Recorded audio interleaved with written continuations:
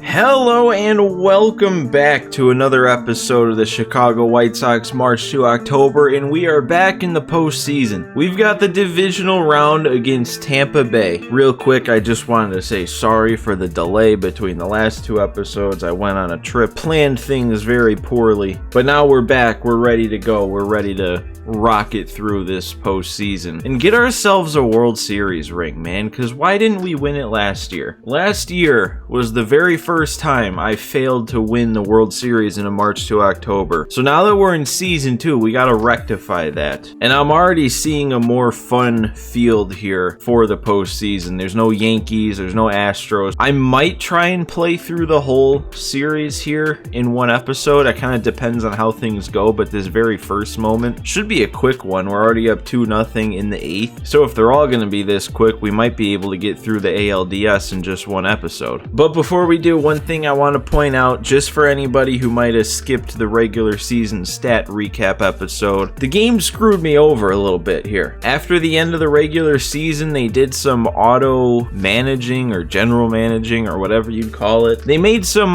call-ups and send-downs that I don't agree with.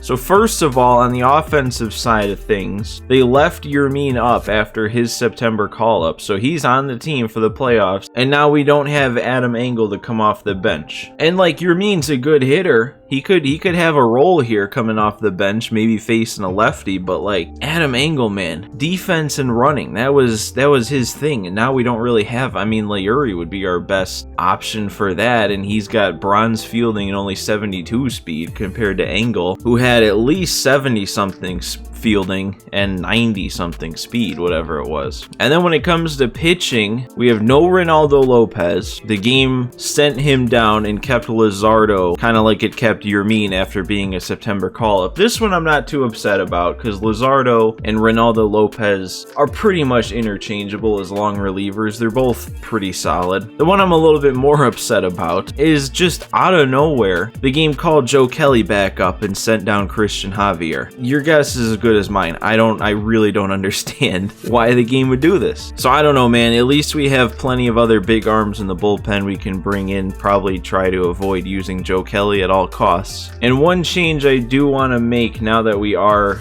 in the postseason menus is I'm moving Kopech to long relief. I don't really think I want him starting a game here in the postseason. But we are ready to get started here facing Tampa Bay, and actually we're not ready to hop in because I like to do a little scouting of our opponents here. So let's look at what Tampa Bay is bringing to the table this year. You got Wander Franco, who's up to an 89 now at only 22 years old. Put together a pretty solid season. You got Yandy Diaz here, who actually put together a pretty good season. Kind of reminiscent of our Yoan Moncada season, just not quite as good. Arosa Reina is up to a 91, and he's DHing. That's interesting. He's going to destroy lefties. Brandon Lau with a lot of power. He hit 40 bombs. You got Meadows. He had a pretty good year. Duvall's got a lot of power against righties.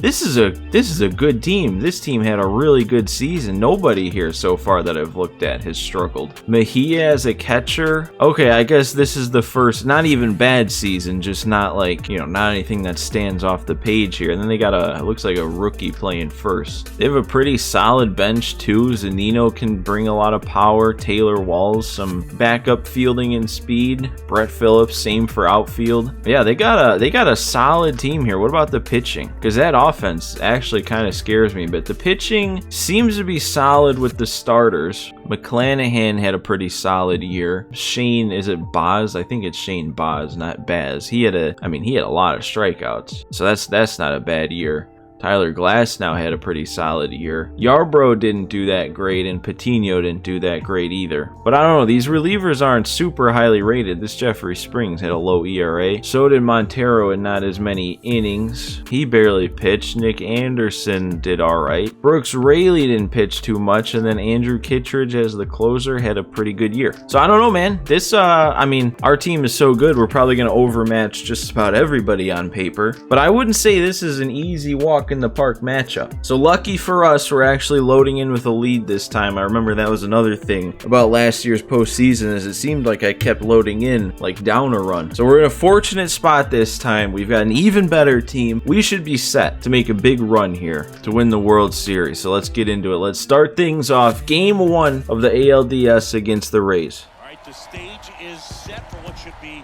a really good game 1 as this series gets underway. Introductions wrapping up down on the field, and first pitch just minutes away.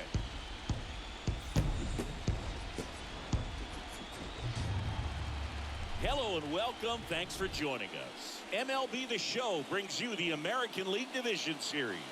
It's the Tampa Bay Rays going up against the Chicago White Sox. And here we go. 8th inning, Giolito's still in the game, only 72 pitches. He might finish this thing. Let's see how things are going. He's given up 2 hits, 1 walk, struck out 7. So yeah, man, I'm sticking with Giolito. You might see what he can do here if he can finish this thing. I mean, 2 runs of cushion isn't like a crazy amount, but it's enough. It's enough to give him a little bit of leeway. Oh my God, what are you looking for, Meadows? I was right there for you. Oh, we got another one chasing on the slider and out in front of it. And another one. Strikes out the side in the 8th. Giolito is ready, man. He is ready. See if we can give him a little bit more insurance, because I think if we stay at 2-0, I'm going to go to Hendricks. Ooh, okay. I kind of got lucky there. That could have easily been strike 3. But we'll take our leadoff walk here to try and get some insurance. Oh, man. That was shaping up to be a good at bat. Went down 0-2 early, battled back. Made him throw, I think, 8 pitches. But my timing isn't quite there right now, it feels like. Oh, my God.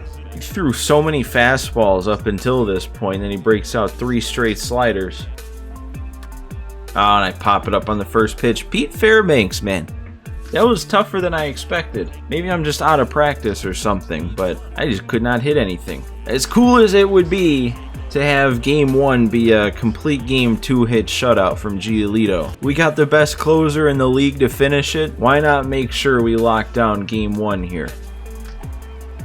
Knuckle curve gets him. That's 4 straight strikeouts for us since loading in. These Rays can't do anything.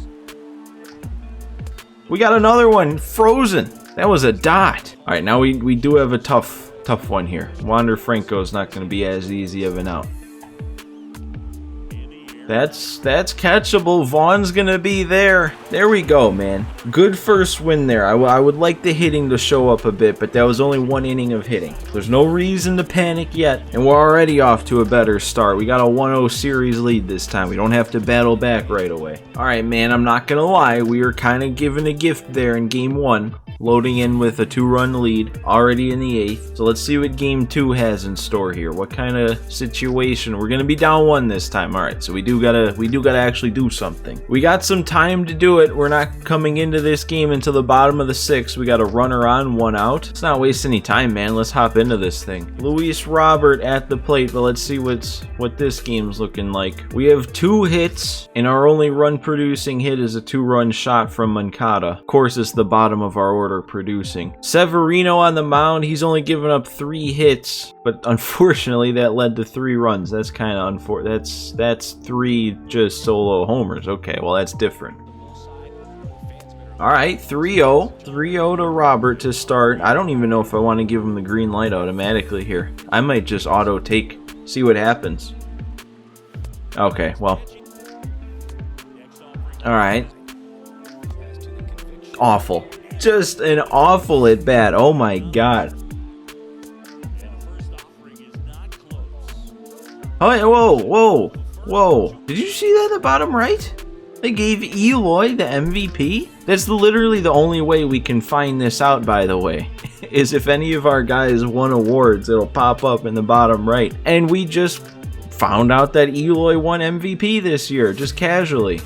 Not even the best player on our team. I don't even know if I'd consider him top 3, but apparently he's just, MVP of the whole league. That's actually wild. I did not see that coming. I wonder what the game takes into account for MVP, because I think Luis Robert, Trey Turner, and Grandal all had seasons 2 and 3 with a wins above replacement over 8 and nobody else on the team was really up there at that same level. I don't know, I kind of got distracted there in that at bat after learning that. We got to lock back in. Severino on the mound. He's got plenty of energy, so I'll see maybe what he can do here, or do I want to play it safe? It is the postseason. Let's bring in the lefty to face the 2 lefties and Duvall, who's worse against lefties. Let's be smart about this. Let's manage it like a postseason game here. Can't go down by any more than we already are. There we go. Grounder to start things off. Nice and easy. Another grounder. Moncada's got that. Was worried for a second, but that's an easy play. 3 pitches, 2 outs. I'm liking this outing so far from Crochet. Nice pitch there. I kind of missed, but it ended up in an even better spot. Let's see if we can blow the heat by him for strike 3. Up and in. Oh. There we go, out in front of the circle change. Good inning there from Crochet. Gets us to the next one. Let's score before it's too late. Okay, that works. That works. Leadoff base hit for Sano. I wish I got more under that than on top of it, because then we could have a tie game, but we'll take it. And that's going to take him out of the game. Okay, who do we got here? Who is that? JT Shagwa. Shagwa. Almost got it. Oh, I just missed that. How did I miss that? Why aren't I hitting that 450 feet? Okay, well, that's awful. I was gonna say, okay, well, that's fine, because we got sheets up, but man, was I nowhere near that. Oh, my God. No! Oh! Oh, I don't know about that one, but thank you, game. Oh. And then I throw it away. Alright, well, none of these guys coming up here hit lefties all that well, so I'm going to try and give Crochet another inning here since his first one went by so quick. There we go. More weak contact. That's what we like to see. That's weak, but Turner's going to get there. Sit him down. Can't catch up to the heat. You've never taken a big league at bat before this postseason. Nick Anderson. I forget, is he tough to hit? 4-seam, 2-seam, 12-6. That should actually be a pretty easy pitch mix to pick up, I would think. That's got to get through. Okay. I wish I had a better PCI on that and again got under it like I wished would have happened in the Sano at bat, because that was a beach ball. That's a bomb just asking to be hit. Okay, we'll take that. Spike the curve. I think that's our first time advancing the runner on first to second. Ooh, do I bunt now? Nah, we can't take the bat out of one of our better hitters' hands. Okay, so like I should have bunted. If I lay that bunt down, push bunt over to second base, then we'd have a runner on third with 1 out. I gotta know when I'm hitting bad. It's not about taking the bat out of a good player's hand. It's about taking the bat out of my own hand, which I should have done. Oh? Please. That's going to carry. That's going to go. Tim Anderson does it. Perfect on the up and in fastball, and he gives us the lead with a 2-run shot. Even more importantly, my confidence is back. Remember that Vaughn swing from last inning? That's still been on my mind ever since I saw that. That perfect swing caught me so off guard, honestly. When I pressed X to swing, I thought I was going to have like a jammed pop-up, and all of a sudden I hear the perfect sound. Another perfect? Oh, we can't be stopped now. Oh my God. Okay, that's an out, but 3 in a row? Talk about changing on a dime, dude. I couldn't make contact, and all of a sudden I can't do anything but make a perfect swing? Ah, okay, the magic's gone. But hey, dude, we got the lead. We hit. Finally. Can't lie, though. Only a 1-run lead with the top of the order coming up. It's got me a little nervous. Yeah.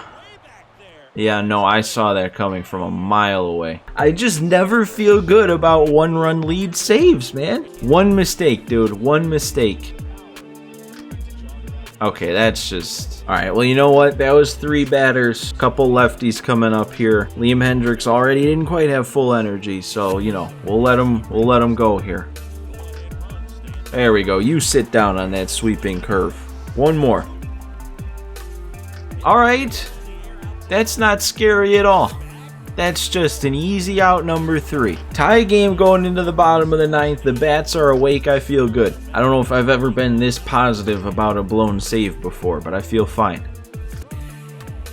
Grunt. Oh, man. I thought that came off the bat a lot harder. Dang, that is 2 really good pitches back to back. Oh, my God. And then I have to swing at that because he's nailed the corner twice. Wow. Oh, I missed it. Okay. Well, extra innings it is then. Nice, dude. I don't even know how that got him. He was like early on that, I think. I think he was way early. Alright, we'll take that. Weak contact. TA is going to make that play. One more out, and then we can go win this. Nah. Let's not let this turn into anything, Rogers, buddy. There we go. We'll take that. Let's end this. I don't want to face that top of the order again. Let's end it now. We got a good 1, 2, 3 coming up this inning. Moncada leading off. Best guy at getting on base on the team this season. Let's get him on. There we go. 3-0 count. Taken all the way. You can put him on. Or throw the fastball right down the middle. That's fine too. I missed that. They really went down 3-0 and then did not even come close to missing the plate. They pitched Moncada like he was a 9-hole hitter, not like he had the season that he had. Turner! There it is. The no-doubter from Trey Turner over the bullpen.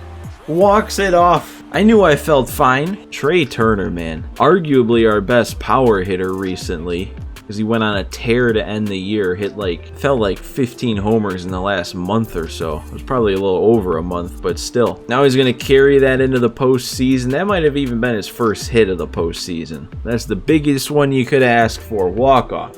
Alright, man, let's see what this final game, hopefully, of the series, what kind of situation we're going to be looking at here. We're going to be away, so we got to do it on the road. Hopefully we can do it on the road. We don't want to play another home game in this series, because then that means game 5. And we're going to be down 1 again in the 7th inning. But you know what, guys? I think this is where I'm going to leave it. I don't really feel like finishing the series here. I think we'll just go ahead and leave it here. Hopefully next episode will be a short one. We can win the 1 game, advance to the ALCS. The Mets beat the Dodgers too, I'm just seeing that. But yeah, guys, that's where this one's gonna end. Hopefully we can pick up the ALDS win in the next one. We just gotta close it out, win 1 more game in 3 tries. Make sure you guys leave a like on this one for me if you enjoyed it, and subscribe to the channel. Plenty more of the White Sox March to October to come, man. But guys, that's it for me in this one. Thanks for stopping by today, and I will see you next time.